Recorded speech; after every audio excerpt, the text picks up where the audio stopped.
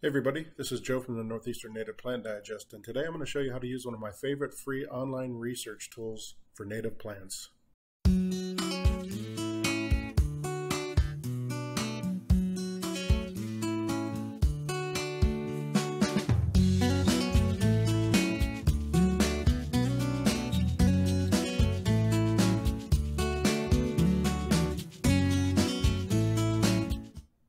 Hey everybody, welcome back to my channel. Hope you're having a fantastic start to your week.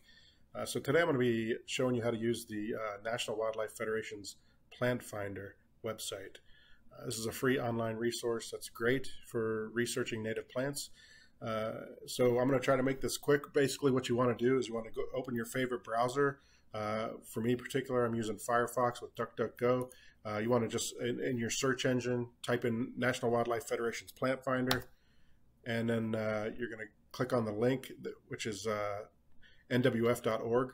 So this is a nonprofit organization. They do a lot of conservation work, and this is a great resource that they've developed, and it's totally free to use. And the great thing about this is that this isn't just for the Northeast. I talk a lot about Northeastern native plants and things like that, but this, I believe, can be used across the entire continental United States. So that's a great feature of this website.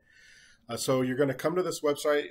What you can do when you come here is you can Control-D and bookmark it in your favorite browser, and or if you're on a mobile phone or mobile device, I'm sure there's a way in whatever browser you're using there to add that as a bookmark as well. Now the first thing you're going to want to do is set your location, and so this is how this is going to pull up plants for your area. And what you're going to want to do is enter your zip code. Now, for me in particular, since I'm in northeastern Ohio, I'm just going to enter a zip code, random zip code in my area, and then I'm going to hit continue. So what you're going to see when you come here is that this is broken up into 3 different sections: find native plants, find butterflies, and then my list. The my list section, in this section, you can save. Make a favorites list. This does require you to open up and register a free account. I haven't done that. You feel free to do that, but I haven't done that. I just kind of use this ad hoc.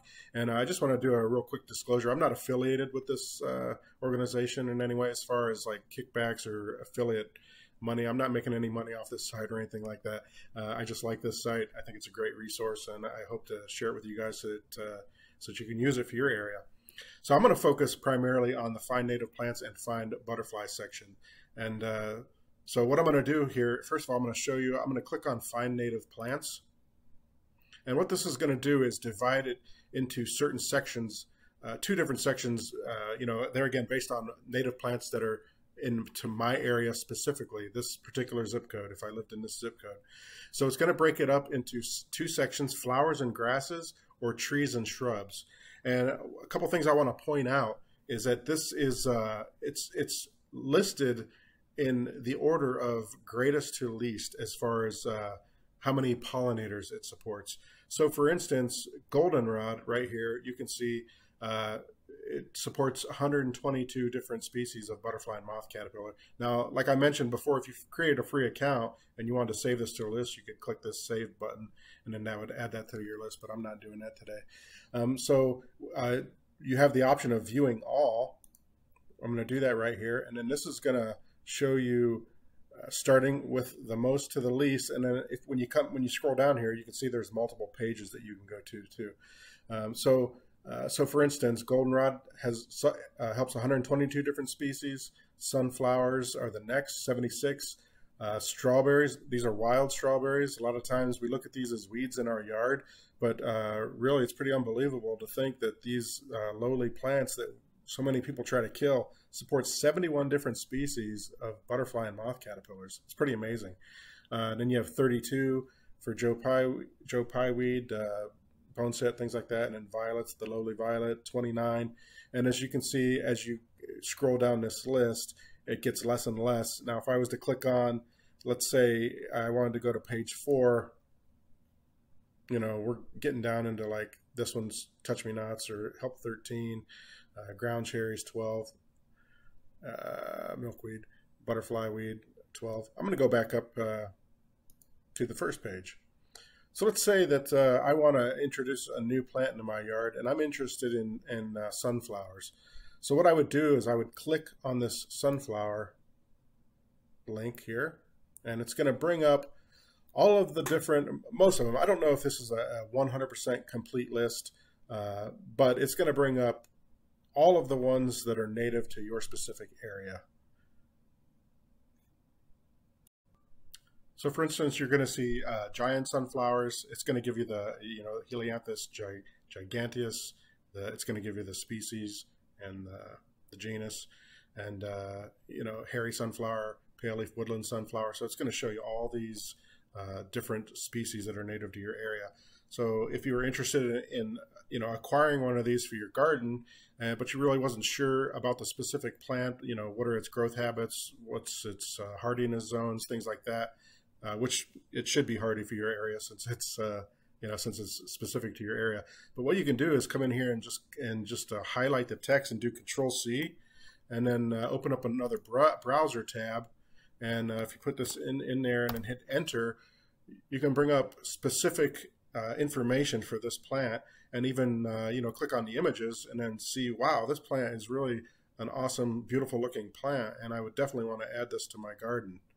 So this is a great way to do research, and you can make a list of all the different prospective plants you want to put in your garden. So I really think that's pretty cool. Another great thing about this is that it shows you the top 15 butterflies and moths that this plant is potentially going to bring into your garden, and you're going to help support these plants. So as I mentioned earlier, this particular sunflowers, the native sunflowers, they support 76 species of butterfly and moths. And, this isn't an all-inclusive list. Like I said, it's the top 15, but look at this. The great leopard moth, this is going to support that. Woolly bears, the white-marked tussock moth. Some of these don't have pictures, and this site is still in beta. So I know that they're still updating it from time to time. And some of these, those are no common names. They're a little bit less well-known. But that's pretty cool. That's pretty cool. So I'm going to go back here. Let's do one more. Let's look at this strawberry. Like I mentioned, this is a plant that a lot of people kind of look down on as a weed. I love them. I have them in my yard. I encourage them in my yard. So you have a woodland strawberry, Fragaria vesca. Some of the butterflies and moths that this is going to support is, again, these Isabella tiger moths, woolly bears, crocus geometer. That's pretty cool. Those, not a whole lot of pictures. I want to find one that has a little bit more pictures to it. Hibiscus rose mallow. You see a lot of these in bloom right now. I have some of these straight species in my yard that are coming into bloom right now. Look at all the different butterflies that these support, and moths. These spiny oak slug moth, Io moth. That's pretty awesome. Okay, so this gives you an idea of how to look for flowers and grasses. Now, if you come back to the main home page, and if I want to find native plants, let's go back, click on the Find Native Plants. Now we can look. You can also look for trees and shrubs that are native to your area. Again, I can view all. Top one in our area is oak trees. We should be planting as many oak trees as possible. 477 different species of butterfly and moths use oak trees as a host plant. That's pretty incredible. That's the top one in my area, and I think in most areas, if I'm not mistaken. Also, look at this: native cherry trees, not the ornamental ones from Asia and all that, which are beautiful to look at, but they don't support. Look at this: 381. I've been planting black cherry and Virginia cherry in my yard. Willows, native willows is another one. 328. Birch. If we click on this oak tree, this link, this is going to show you. Sometimes it's not going to. I don't know why. There again, it's probably in beta. It's because it's in beta. But before this kind of showed white oaks and red oaks and pin oaks and things like that. But what I really wanted to kind of focus on is the different types of all the different species of butterfly and moths that this tree supports. That's pretty cool. Look at that. Red banded, red spotted admiral. Beautiful butterfly there. If I go into cherries, this is going to show you pin cherry, choke cherries. Black cherry, I also know. I'm not sure why it's not listed in here, but that's another one. So I've planted choke cherry in my yard, and it's getting there. It's about maybe getting up to about 5 feet now. But look at that coral hair streak, climate moth, hummingbird clearwing, tulip tree silk moth. A lot of wonderful butterflies and moths here that this wonderful tree supports. So there again, if you wanted to, find out something specific about this particular plant, you could just come in here, highlight that text, Control-C to copy it, and then, open up another browser tab. Control-V will put it into there for you, and then you can see, what the flowers look like and the fruit. And, cherries are another great trees for birds, not just pollinators, but the fact that they're able to eat these berries is a great food source for birds too. So I love cherry trees, native cherries. They're awesome plants. Look at that. They're beautiful, great fruit. You can even eat the fruit. So that's another option. So, all right, so I'm going to go back up here and show you another alternative, that you can look. You can look not just for plants, but if you wanted to focus more on butterflies, you could do a search this way too. So if I went back to let me try to go back to the home page. So you can get an idea here.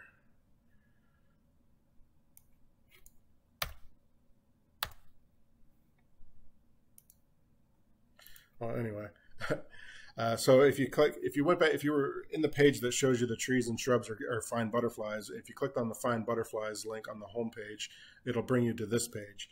And this one is where you can search by particular butterflies. So for instance, if I wanted to find all of the trees or shrubs or plants that a particular butterfly laid its eggs on, then I could come down here. Like for instance, monarchs. A lot of us know monarchs,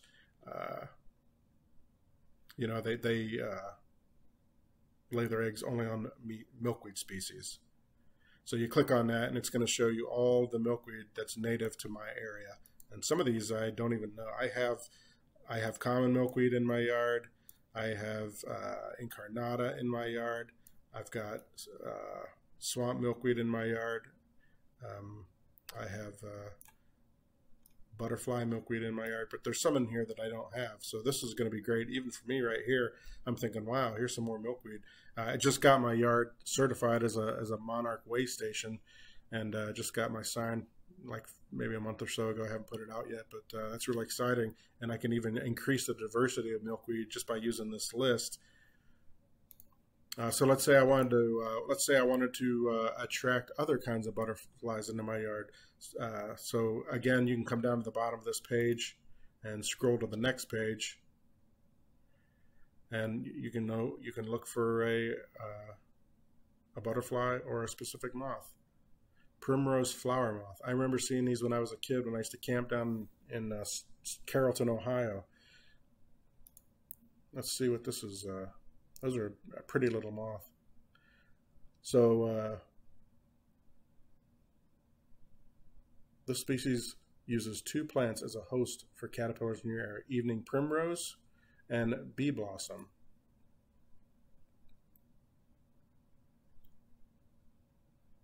So there's no picture here, obviously, but what I could do is just copy and paste this and open up another tab, put it in there, look at some images. Ooh, wow, that's actually really pretty. So that'd be something I might want to incorporate into my yard.